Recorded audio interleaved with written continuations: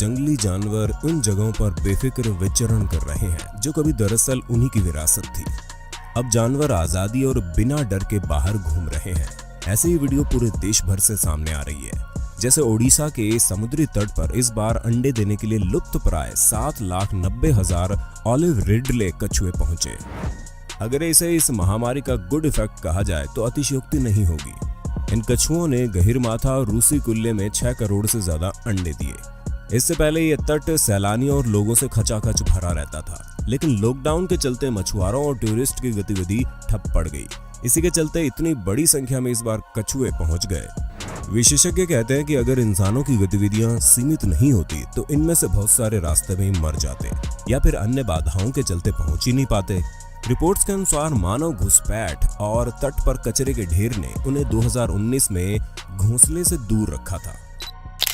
पड़ोसी देश नेपाल में खाली सड़क पर गैंडे को चलते देखा गया। बंद दुकानों के साथ सड़कों पर गैंडे को निरीक्षण करते देखा जा सकता है। चितवन नेशनल पार्क से निकलकर गैंडा सड़कों पर आ गया था। वायरल वीडियो में देखा जा सकता है कि गैंडा सड़क पर घूमता है, तभी वहां एक शख्स गैंडे को देखकर दौड़ लगा देता है। गैंडा भी उसके पीछे भागने लगता है, जैसे कह रहा हो कि लॉकडाउन से बाहर नहीं निकलने का। लेकिन शख्स तेजी से भाग निकलता है और गैंडा आगे की तरफ निकल जाता है। लोगों के अनुसार गैंडा ये देखने आया था कि लोग लॉकडाउन का पालन कर रहे हैं या नहीं। मुंबई से आई इस दूसरी वीडियो में देखा जा सकता है कि मरीन ड्राइव पर कई डॉल्फिन्स मस्ती कर रही हैं। इस वीडियो को वन अधिकारी प्रवीण कासवान ने सोशल मीडिया पर शेयर किया। जब से लोग घरों में रह रहे हैं तब से डॉल्फिन्स मरीन ड्राइव के तट पर आ गई है। इतनी संख्या में डॉल्फिन एक साथ तट पर कभी नहीं आती थी। अब जबकि मछुआरे समुद्र में मछली मारने नहीं जा रहे हैं तो उनकी संख्या में तेजी आ गई है। ये वीडियो भी लॉकडाउन की बताई जा रही है, जिसमें हाथी खुलेआम सड़कों पर घूम रहा है। इसी बीच एक दूध वाला उसके सामने आ जाता है। हाथी को देख दूध वाला घबराकर बाइक से गिर जाता है। वही हाथी अपने रास्ते से निकल जाता है।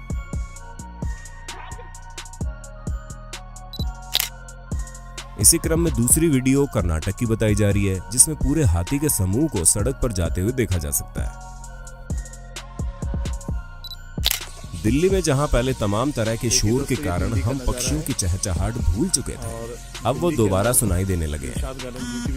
लॉकडाउन की वजह से अब उल्लू, शिकरा, मोर, black ibis, green pigeon, purple sunbird जैसी कई प्रजातियां दिल्ली के रिहायशी क्षेत्रों में दिखाई दे रही है। हम देख रहे हैं बिल्कुल नजदीक, ये चिड़िया हमारे बिल्कुल समीप।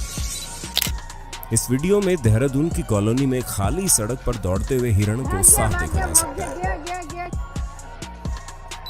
और इसके अलावा भारतीय वन अधिकारी सुशांत नंदा द्वारा ट्विटर पर पोस्ट की गई इस दूसरी वीडियो में 3 सांभर हिरणों को उत्तराखंड की एक सोसाइटी में टहलते हुए देखा जा सकता है, जबकि घर के अंदर बंद लोगों ने इस दृश्य को अपने कैमरे में कैद कर लिया। सड़कों पर स्वतंत्र रूप से घूमते हुए इन वन्य जीवों की आदत न होने के कारण कुत्तों को हिरणों पर भौंकते हुए सुना जा सकता है। यहाँ तक कि बच्चों को इन सांभर हिरणों को रेंडियर बोलते हुए सुना जा सकता है। यानी बच्चों को यूरोपियन हिरन रेंडियर के बारे में तो पता है, लेकिन हमारे लोकल वाइल्ड लाइफ सांभर के बारे में नहीं पता। क्या हम अपने बच्चों को यही शिक्षा दे रहे हैं? इस तीसरी वीडियो में पूरे हिरण के समूह को सड़क पर घूमते हुए देखा जा सकता है, जहां लॉकडाउन से पहले गाड़ियां दौड़ती थी।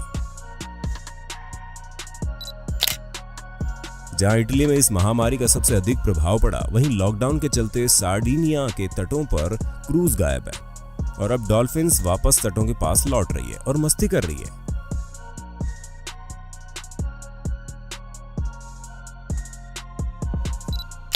ये वीडियो 27 मार्च नोएडा से आई है, जिसमें कुछ पुलिस वालों को जंगलों में घूमने वाली नीलगाय सेक्टर 38A स्थित GIP मॉल के पास घूमती दिखी।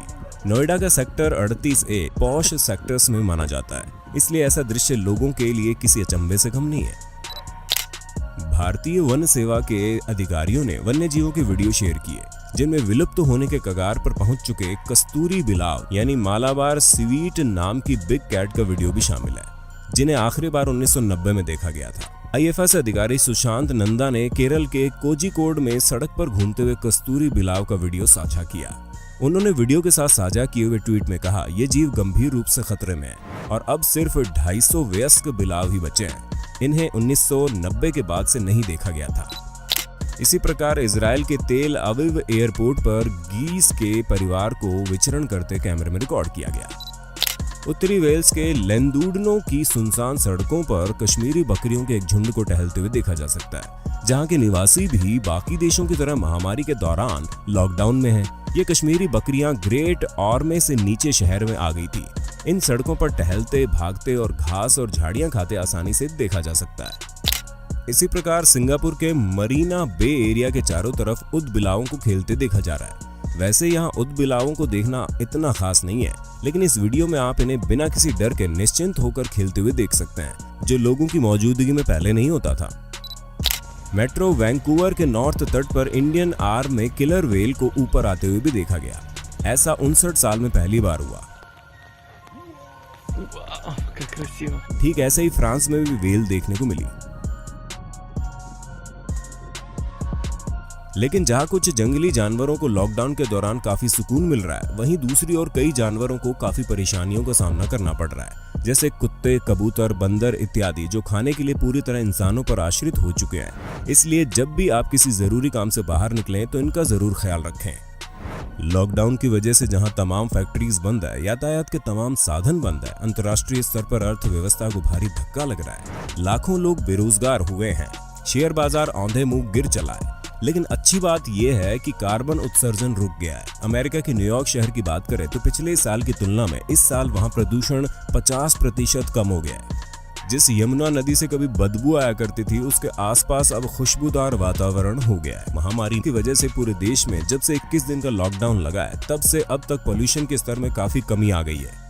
खासकर यमुना नदी पर इसका असर साफ देखा जा रहा है। इस नदी को साफ करने के लिए सरकार करोड़ों रुपए खर्च कर रही है, लेकिन फिर भी अधिक सफाई नहीं हो पाई थी, जो लॉकडाउन की वजह से इतनी साफ हो गई। केवल राजधानी दिल्ली ही नहीं, बल्कि देश भर के अन्य राज्यों में भी इस महामारी का सकारात्मक परिणाम देखने को मिला। जैसे गंगा का जल फिर से निर्मल होने लगा है। दावे के अनुसार गंगा जल में 35 से 40% का सुधार देखने को मिला। कारखानों के बंद होने के चलते गंगा में मिलने वाला दूषित जल नदारद है, जिससे पानी स्वच्छ दिख रहा है। घाटों के किनारे होने वाली गतिविधियां बंद है, जैसे शव जलना, नौकायन, अन्य गतिविधियां। इसके कारण भी 5% गंदगी कम हुई है। इसमें घुलित ऑक्सीजन 5 से 6 प्रति लीटर mg से बढ़कर 8 से 9 हो गई है। लॉकडाउन की वजह से ऐसा ही हाल वेनिस की नहरों का है। पानी में देखने पर आश्चर्यजनक दृश्य दिखाई दे रहा है। न केवल रेतीले तल को साफ साफ देखा जा सकता है, बल्कि छोटी मछलियां, केकड़े वापस लौट आए और बहुरंगी पौधे भी साफ साफ दिखाई दे रहे हैं। पानी बिल्कुल क्रिस्टल क्लियर हो चुका है। जब फैक्ट्रीज और गाड़ियां बंद है तो हवा में प्रदूषण भी कम हुआ और ओजोन परत में सुधार के संकेत मिले। वायु प्रदूषण की कमी के चलते पेड़ पौधे अब स्वच्छ हवा में सांस ले रहे हैं। पर्यावरण पर सकारात्मक असर देखने को मिल रहा है। हवा साफ हो गई है, आसमान नीला दिखाई दे रहा है, पूरा मंजर बदलता हुआ नजर आ रहा है। सुबह अक्सर नींद अलार्म से नहीं, परिंदों की शोर से खुलती है, जिसकी आवाज भी हम भूल चुके थे। बालकनी में जाएं तो नजर ऐसे आसमान पर पड़ती है जो अजनबी नजर आता है। इतना नीला आसमान दिल्ली NCR में रहने वाले बहुत से लोगों ने जिंदगी में शायद पहली बार देखा हो। फलक पर उड़ते हुए सफेद रुई जैसे बादल बेहद दिलकश लग रहे हैं। यही हाल पूरे भारत और विश्व का भी है। इसी कारण चीन में भी कार्बन उत्सर्जन में 25% कमी आई है। The centre for research on energy and clean air के अनुसार ये 20 करोड़ टन कार्बन डाइऑक्साइड के बराबर है।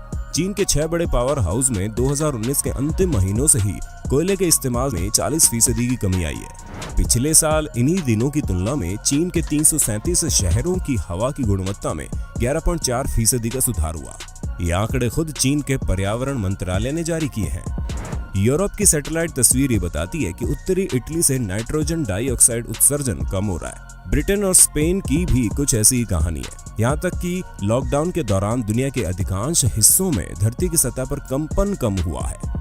लेकिन सवाल ये उठता है कि जब दुनिया फिर से पहले की तरह चलने लगी तो क्या कार्बन उत्सर्जन फिर से नहीं बढ़ेगा? पर्यावरण में जो बदलाव आज हम देख पा रहे हैं, क्या वो हमेशा के लिए स्थिर हो जाएंगे? अब दोबारा बात हम पर आती है कि आगे हम प्रकृति के साथ सब सही हो जाने पर कैसे पेश आएंगे। अभी लॉकडाउन की वजह से पर्यावरण में जो बदलाव हमें देखने को मिले, उसको हम हमेशा के लिए अपने जहन में बैठा पाते हैं कि नहीं? पर्यावरण को बचाने के लिए लोगों को अपनी आदतें बदलनी होगी। अगर वो खुद नहीं बदलते हैं तो उन्हें जबरन बदलवाना पड़ेगा। जिस तरह मौजूदा समय में जान बचाना लोगों की प्राथमिकता बना हुआ है, वैसे ही लोगों को पर्यावरण के प्रति चिंतित कराया जाना जरूरी है। पर्यावरण कार्यकर्ता ग्रेटा की तरह इसे एक मिशन के तौर पर लिया जाए। ग्रेटा इस मुश्किल समय में भी डिजिटल प्लेटफॉर्म से अपना मिशन आगे बढ़ा रही है। The world is waking up and change is coming whether you like it or not. उम्मीद है आप भी इन बातों का ध्यान रखेंगे। इस महामारी ने एक बात साफ कर दी है कि मुश्किल घड़ी में सारी दुनिया एक साथ खड़ी होकर एक दूसरे का साथ देने के लिए तैयार है। तो फिर क्या यही जज्बा और इच्छा शक्ति हम पर्यावरण बचाने के लिए जाहिर नहीं कर सकते? हमें उम्मीद है इस समय का अंधकार हम स्वच्छ और हरे भरे वातावरण से मिटा देंगे, तभी असली मायनों में बहारें लौटेंगी।